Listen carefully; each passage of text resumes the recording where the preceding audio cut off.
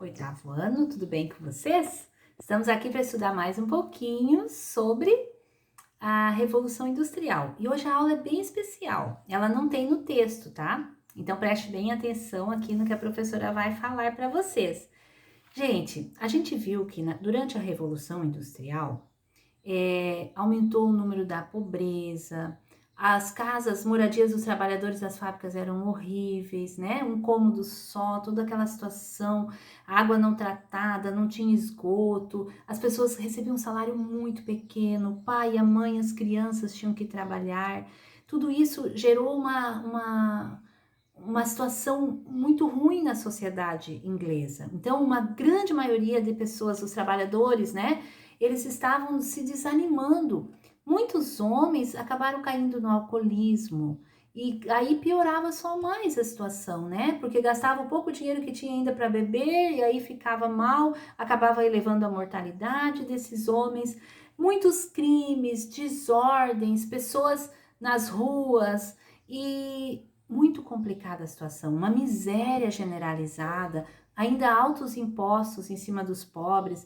E tudo isso gerou uma insatisfação na sociedade. E a gente sabe que quando a sociedade começa a ficar insatisfeita, acaba gerando uma revolta que às vezes leva a uma guerra civil. Na França, a gente vai estudar, deu a Revolução Francesa, ensanguentou a França por 10 anos, foi horrível.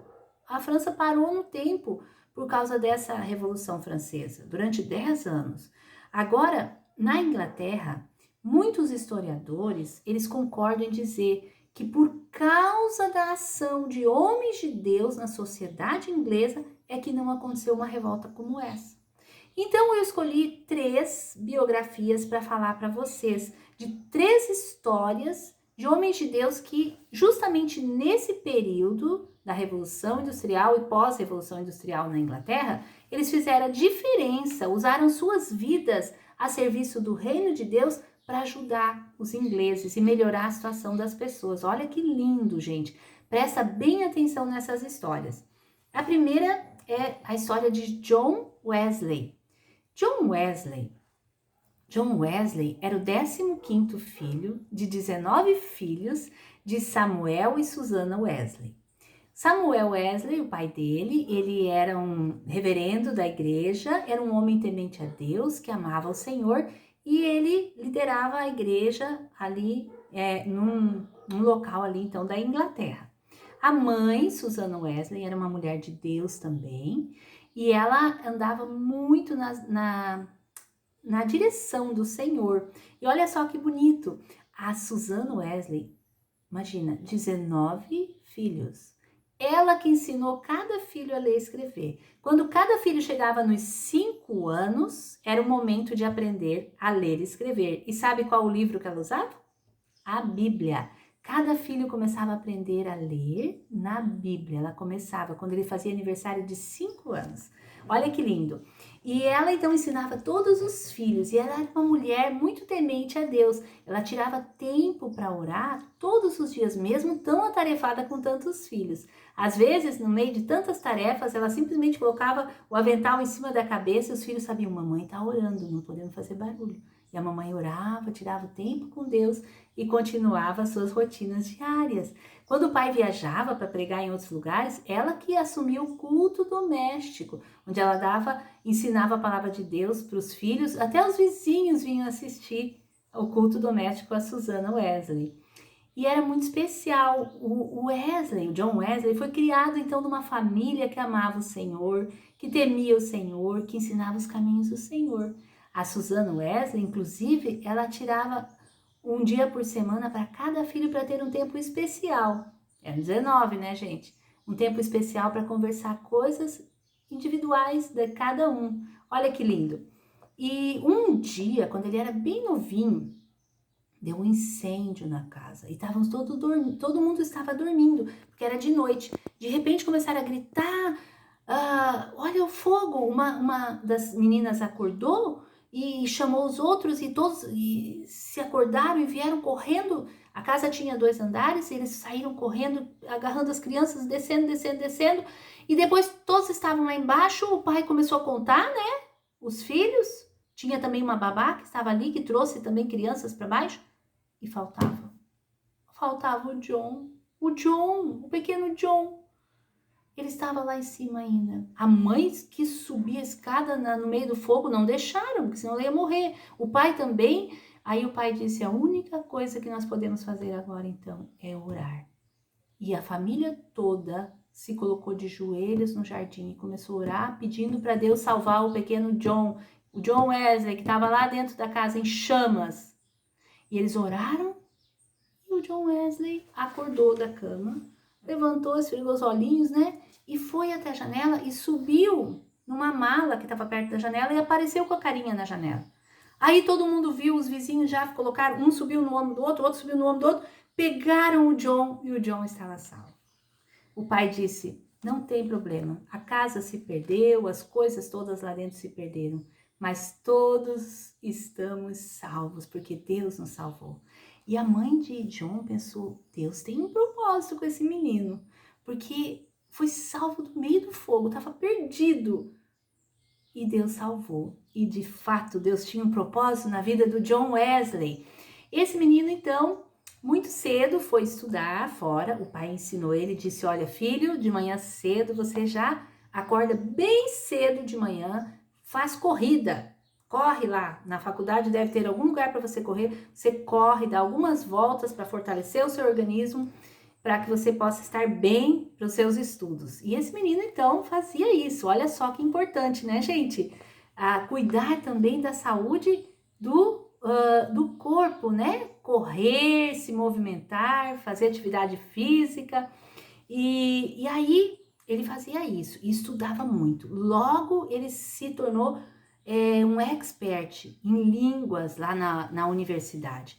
E ele realmente se tornou um escritor muito bom e foi estudando. O irmão dele também foi estudar lá e outras pessoas que estudavam, eles fizeram um grupo para estudar a Bíblia juntos. Eles estudavam metodicamente a Bíblia e se dedicavam bastante a orar e também a ajudar pessoas, a ajudar as pessoas pobres, a ajudar as pessoas que estavam nas prisões. Então, desde cedo ele já foi se dedicando à obra do Senhor. Depois ele terminou seus estudos, né? E ele se torna então um teólogo também e ele começa a pregar a palavra de Deus. E um dia ele teve uma experiência muito forte com Deus, onde ele conta que ele sentiu o coração dele aquecido, a palavra de Deus entrando e queimando dentro dele. Ele sentiu que Deus estava fazendo algo novo na vida dele. E a partir daquele dia ele começou a pregar com mais vontade. Ele já conhecia o Senhor, mas agora ele tinha tido uma experiência forte com o Senhor. E aí, um amigo dele, que também era um pregador, convidou ele para pregar ao ar livre. Ele nunca tinha pregado ao ar livre. E ele foi. E ele viu que Deus estava chamando ele para isso. Ele era pastor na igreja da Inglaterra, né? Lá chama reverendo, a igreja anglicana. E ele falava que as pessoas precisavam se dobrar diante do Senhor, para fazer a vontade do Senhor. E alguns não gostaram disso. E não quiseram mais ele dentro da igreja anglicana, expulsaram. E aí ele disse, não tem problema, eu prego nas ruas, nas praças, é aí que eu vou pregar. E ele começou. E sabe, ele ia perto das fábricas, na horinha do almoço, que não tinha refeitório mesmo, as pessoas se sentavam lá fora. Ele pregava a palavra de Deus naquele tempo livre das pessoas, falava do Senhor, falava de como o Senhor é maravilhoso, o Senhor quer abençoar cada um. E essas pessoas começaram a receber a palavra de Deus. Aqueles que antes estavam voltados ao álcool, bebida, se perdendo na bebida, começaram a largar o álcool e a bebida, começaram a buscar o Senhor. E ele ia lá nas minas pregar também. Aí quando as pessoas tinham folguinha para comer, ele estava lá pregando. E ele começou a pregar muito, ele começou a pregar 3 vezes por dia em lugares diferentes. E ele ia geralmente de cavalo ou de charrete, mas geralmente de cavalo. E ele não perdia tempo, gente. Ele acordava às 4 horas da manhã para orar e depois para viajar até onde ele ia pregar, o primeiro lugar que ele ia pregar. Aí ele aproveitava o tempo, quando estava andando de cavalo, gente, ele lia livros para não perder tempo. Pessoal, lia andando a cavalo. O cavalo balança, gente. Eu não sei como esse homem lia, mas ele lia. Tem até uma estátua dele em cima de um cavalo lendo livros lá na Inglaterra. E veja bem, ele, além de pregar 3 vezes por dia, ele ainda escreveu muito, gente. Ele escreveu 200 livros. Ele sabia 10 idiomas. Ele sabia usar o funcionamento de 10 línguas diferentes. Ele escreveu 42 mil sermões, que são as pregações. Então, uma bênção a vida deste homem. Ele, durante a vida dele, foi quase 50 anos pregando a palavra. Mas o mais importante é que ele fazia a diferença, porque ele começou a fundar hospitais, começou a fundar bibliotecas e incentivar as pessoas, as coisas de Deus, a se reunir, a estudar a palavra, ajudar as pessoas pobres, ajudando. O dinheiro dos livros ele nem ficava para ele, ele usava para ajudar as pessoas pobres. Então, ele fez uma obra muito especial e ele influenciou muitas pessoas que também começaram a fazer a mesma coisa que ele. Foi uma bênção. Durante a vida dele, ele percorreu quase 300 mil quilômetros a cavalo, pela Inglaterra, Escócia e Irlanda, que é tudo ali pertinho, né? E quando ele foi ficando mais velhinho, que a saúde dele ficou um pouco mais fraca, ele teve que acordar mais tarde. Em vez de acordar às 4 da manhã, ele tinha que acordar às 5. Ele ficou tão chateado. Já pensou? E aí, quando ele chegou nos 86 anos de idade, ele já não podia pregar 3 vezes por dia. Aí, então, ele começou a pregar 2 vezes por dia só. Com 86 anos, gente. Homem de Deus, né? E aí, as pessoas realmente daquela época da Revolução Industrial começaram a ser transformadas por Deus e começaram a fazer diferença. Teve gente que ouviu as pregações dele e começou a ajudar as pessoas também, a trabalhar nos presídios, a ajudar as crianças, a ajudar onde podiam. E as coisas mudaram na Inglaterra. E Deus abençoou. Até as leis começaram a mudar na Inglaterra. Sobre o trabalho das crianças, não poder criança trabalhar. Tudo isso começou a ser mudado por causa de pessoas que conheceram o Senhor e começaram a fazer diferença na sociedade. Lindo, né? Muito bem. Esse é John Wesley, certo? Tem muitos livros que falam dele. É bem bonita a história. Você pode ler mais detalhes, tá? Um deles é as pessoas que mudaram o mundo, que a professora sempre lê, e tem outro também, 20 Heróis da Fé. Ali também tem a história desse John Wesley, tá? Vou falar agora de um outro homem que também fez a diferença lá na Inglaterra. O nome dele é Robert Hicks. Robert Hicks nasceu também no século XVIII. O John Wesley também é do século XVIII. John Wesley nasceu em 1713 e morreu em 1791.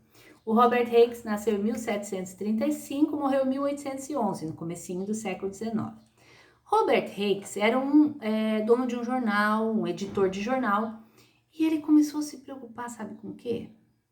Com as crianças pobres que estavam sem estudar, porque elas ficavam direto trabalhando, ou nas fábricas, ou nos moinhos, e elas trabalhavam de segunda a sábado. Domingo era livre. Domingo, o que essas crianças faziam? Saíam suja por aí, começava que nem vândalo, quebrar tudo, destruir. Não tinham uma educação, passavam 14 horas dentro das fábricas, não aprendiam a ler, escrever. E ele pensou, puxa vida, como é que a sociedade vai melhorar se as crianças da sociedade não estão aprendendo, não estão estudando? E ele começou a se preocupar e ele começou a pensar, o que eu posso fazer para ajudar? E ele teve uma ideia, sabe qual? A ideia de fazer escola dominical. Isso mesmo, escola dominical. Uma escola no domingo. Uma escola que ensinasse a ler, escrever, aritmética e a palavra de Deus. Então ele falou com uma senhora e disse, olha, a senhora ensina essas crianças na sua casa e eu vou pagar para a senhora. Ele convidou crianças para a casa dele também. Então, começaram a ensinar as crianças através da palavra de Deus. O livro-texto para aprender a ler e escrever era a Bíblia também. Olha que lindo. E essas crianças no começo faziam muita bagunça, vinham sujas. Aí ele começou a ensinar que elas tinham que lavar o rosto, elas tinham que vir com a mão limpa, porque elas iam estar estudando. E no começo não estavam interessadas em nada, aquela confusão, bagunça. Mas logo essas crianças começaram a se interessar e começaram a aprender com alegria. E aí, essas escolas dominicais nas casas, na cozinha da casa, tomavam um bom café da manhã com as crianças, e ensinava a ler e escrever na Bíblia, ensinava matemática, uma bênção, gente. Tipo escola nova geração, né, que usa a Bíblia também. E aí, foi o começo das escolas para as crianças pobres na Inglaterra, a escola dominical. Durante a semana elas trabalhavam, mas no domingo elas tinham a escola dominical para aprender. Isso foi muito especial. Olha só, em 1787 já tinha 250 mil crianças nas escolas dominicais. Olha só. 50 anos depois, tinha 1,5 milhão ao redor do mundo de crianças nas escolas dominical. E essas crianças foram abençoadas, porque elas conhecendo o Senhor e tendo a educação, elas puderam fazer a diferença na sociedade. Mais tarde, elas mesmas se tornaram professoras de escola dominical, olha só. E esse trabalho continuou. Existe até hoje a escola dominical. Com o passar do tempo, a escola dominical ficou mais na palavra de Deus, porque se criaram as escolas públicas lá na Inglaterra. Então, eles criaram as escolas públicas se inspirando na escola dominical. E aí começaram as novas leis, e as crianças aí tinham direito a ir para a escola, as coisas mudaram. Mas olha só, Robert Hicks foi uma bênção, porque se preocupou com essas crianças que estavam aí sem estudar, sem saber nada das coisas de Deus, sem estudar, sem saber ler, sem escrever. Olha que lindo, deu impulso também para as escolas públicas. Lindo, né? Muito bem, e a terceira história, que é uma das minhas preferidas também. Eu gosto muito dessas histórias. É a história que eu acho que você já leu, do George Miller. Eu vou falar rapidinho, mas George Miller é inglês. George Miller, ele é do século XIX, um século depois, né, da Revolução Industrial. Ele nasceu em 1805 e morreu também nesse século. O George Miller era um homem de Deus. Ele estudava a palavra, pregava a palavra, só que ele começou a olhar e na rua tinha muita criança. Criança de rua, eram órfãs, porque o pai trabalhou na mina e acabou respirando aquele coisa tudo ruim, morreu cedo, a mãe morreu e as crianças ficavam jogadas pela rua. E na Inglaterra tinha poucos espaços orfanatos para as crianças. Tinha um monte de criança na rua e tinha um monte de criança, gente, de 8 anos presas, porque faziam coisas erradas e eram presas, porque naquela época ainda tinha esse negócio de prender as crianças lá na Inglaterra. Então ele começou a ver tudo isso e ele disse, não, eu não posso mais ficar olhando isso. E Deus começou a mexer no coração dele, ele falou com o Senhor e disse, Senhor, eu quero fazer alguma coisa. Só que eu preciso que o Senhor providencie o dinheiro para eu comprar uma casa para fazer orfanato. E ele falou para Deus quando precisava. Ele nunca falava para ninguém, só para Deus. E Deus providenciou o valor exato. E ele pôde comprar a casa, comprar os móveis, as louças, tudo que precisava para aquelas crianças. E começou o orfanato. E as crianças, então, eram cuidadas, abençoadas, ensinadas na palavra de Deus, ensinadas na oração. Depois ele teve que fazer mais orfanatos, porque um era pouco. Ele construiu durante a vida dele, gente, 5 orfanatos na Inglaterra. E sabe quantas crianças, durante a vida dele, ele cuidou dessas crianças? 10.024 crianças que foram abençoadas pela vida de George Miller. Que homem de Deus. E depois que ele morreu ainda continuaram os orfanatos, mas isso aqui é só durante em vida. E ele se doava. As coisas da casa dele, isso aqui nós não precisamos, vendia para poder usar esse dinheiro também para usar na obra de Deus, no reino de Deus. E esses órfãos então foram cuidados e abençoados. E foi uma grande bênção. E tudo ele falava com Deus somente. Você conhece essa história, mas eu vou contar de novo. Um dia de manhã, as crianças levantaram e o café da manhã é normal, né? Acontece que naquele dia não tinha nada para o café da manhã. Não tinha comida, não tinha leite, nada. Ele disse para as crianças, vamos sentar todas ao redor das mesas e vamos orar a Deus agradecendo pelo café da manhã, que não tinha. E ele agradeceu a Deus pelo café da manhã. Ele era um homem de Deus. E aí eles ouviram na porta uma batida. Bateram na porta, foram abrir. Olha, sabe o que aconteceu? O caminhão de leite estragou aqui na frente. Acontece que naquela época não tinha caminhão frigorífico, o leite vai estragar. Vocês querem o leite? Ah, sim! As crianças já tinham leite. Daqui a pouco, bateram na porta de novo. Olha, a padaria da esquina, os pãezinhos eram uma tostadinha a mais. Eles estão bons para comer, mas para vender as pessoas não vão querer. Vocês querem? Tinha os pãezinhos. Olha como Deus é lindo. Então assim eram as experiências. Todas as vezes que precisava alguma coisa era falado com Deus, somente com Deus. E Deus, que é o pai dos órfãos, diz a Bíblia, né? Cuidou desses órfãos a partir da vida de George Miller. É linda essa história, gente. Eu me emociono com essa história. Então, a Inglaterra foi abençoada por causa de homens de Deus que escolheram fazer a vontade de Deus. E homens de Deus foram muitos, gente. Eu não posso falar de todos aqui, mas foram muitos que mudaram leis, que fizeram a diferença. E a Inglaterra não passou por uma revolução, ela passou por um agir maravilhoso de Deus. Desejo a todos uma ótima semana de aula.